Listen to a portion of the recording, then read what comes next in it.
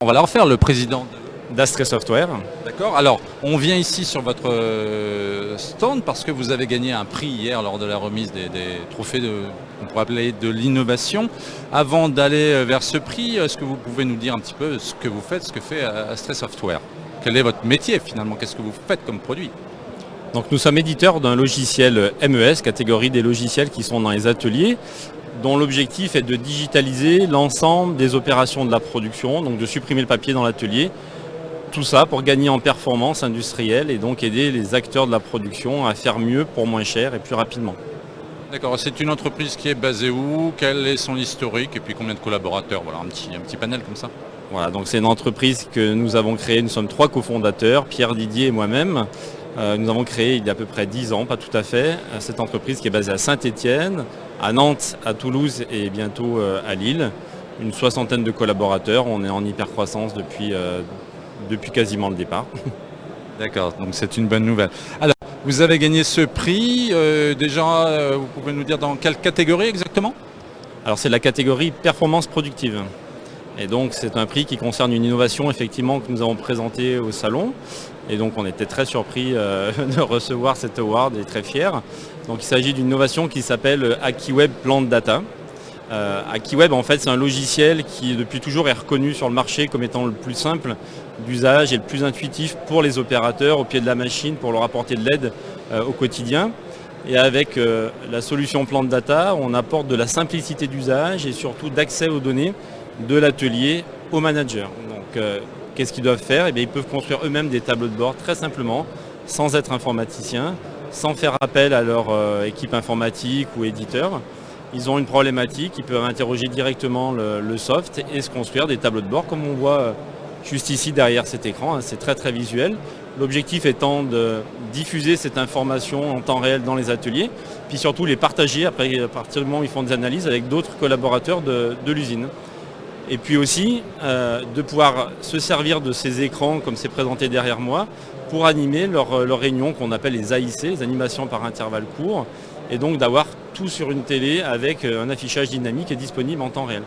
En gros, cette innovation, elle apporte de la souplesse d'usage, de la simplicité, de la réactivité, et puis surtout aux managers, ça leur permet de gagner 2 à 3 heures par jour, ce qu'ils faisaient avant, en récupérant les données, en les collectant, en les consolidant, souvent via des fichiers Excel, et venant reporter ces informations sur des tableaux blancs avant d'animer leur réunion. Du coup, maintenant, ils se consacrent à l'animation, à l'analyse de la problématique et essayer de trouver des solutions aux problèmes. Alors, oui, vous êtes un homme beaucoup pris, il y a le téléphone qui sonne. Justement, ces données, quelles sont-elles? On voit beaucoup de chiffres derrière vous. Qu'est-ce qu'on récupère comme données? Comment on les traite? Et quelles sont-elles finalement? C'est assez simple, c'est assez visuel. Vous voyez par exemple en haut à droite un petit soleil avec un nuage. Ça indique tout de suite que par rapport aux critères qu'il a sélectionnés pour avoir une vision de ce qui se passe dans son atelier, la météo elle n'est pas si bonne que ça. On n'est pas en plein soleil comme aujourd'hui. Donc il y a forcément des problèmes ou des choses à régler dans son atelier. Donc ça lui donne tout de suite un indicateur visuel. S'il avait un soleil, il n'aura pas besoin d'aller plus loin. Là, il faut qu'il creuse un peu plus. Donc il s'est construit, comme par exemple ici, ce qu'on appelle des Pareto, des courbes de productivité, des indicateurs. Donc ça peut être le reflet de la qualité de la production, de la performance de certains équipements, de la réalisation ou d'un retard par rapport à un planning, par rapport à des problématiques à la fois qualité, délai et performance, qui vont lui permettre de se dire où sont mes problèmes et comment je dois les résoudre grâce à l'outil. Et non plus se dire je vais récupérer mes informations, je vais voir si je suis bon et après je résoudrai le problème. Il n'aura plus le temps. Là, avec la solution, ça va lui permettre de le faire en direct et en live. Donc c'est tout type d'informations qui concernent l'atelier. C'est un retour en temps direct, en live, comme vous le dites.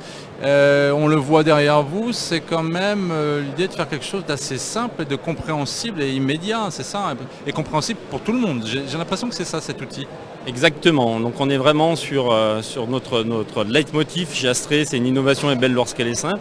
Mais là c'est exactement ça. En gros ce qu'il faut comprendre c'est que sur ma droite vous avez des postes d'atelier, donc en gros c'est ce qui se passe dans l'atelier. Et sur ma gauche, c'est le résultat de ce qui s'y passe et restitué en temps réel. Et dans l'innovation, on va même jusqu'à, si je me connecte par exemple ici, voilà, par exemple on a une application pour le manager sur smartphone qui lui permet d'être alerté par exemple si une machine tombe à l'arrêt alors que c'est pas normal, c'est pas attendu par rapport à une planification, et de réagir. Je suis sur le salon global, je suis responsable de production, Je suis alerté si j'ai un problème dans mon atelier qui est à l'autre bout de la France, par exemple.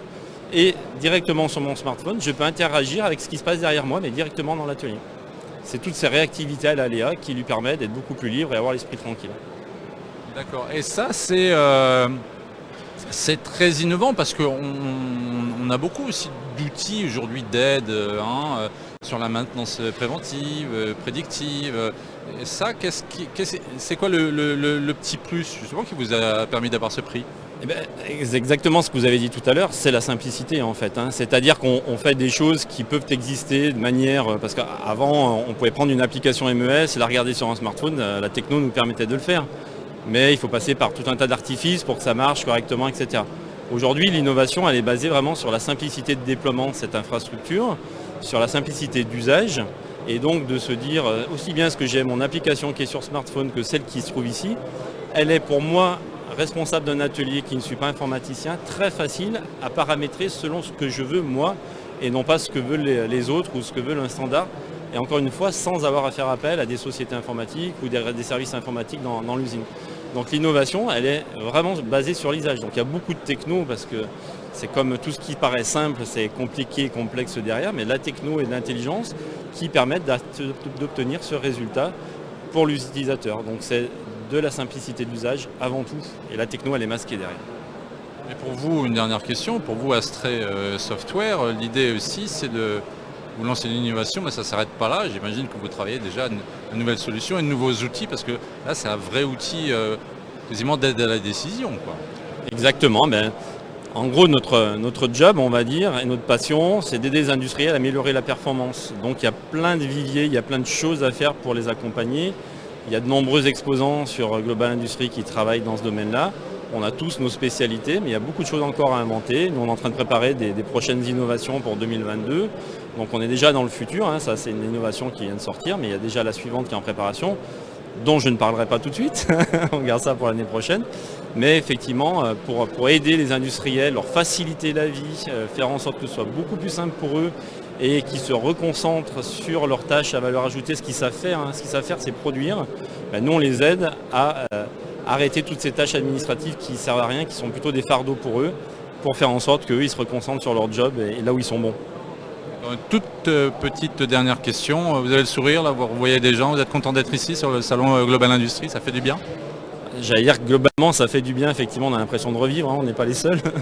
Mais au-delà de ça, c'est vrai que cette journée est plutôt belle, on est sur la deuxième journée du salon, il y a du monde, des contacts intéressants, donc on a bon espoir que ça dure encore les jours qui restent pour le salon.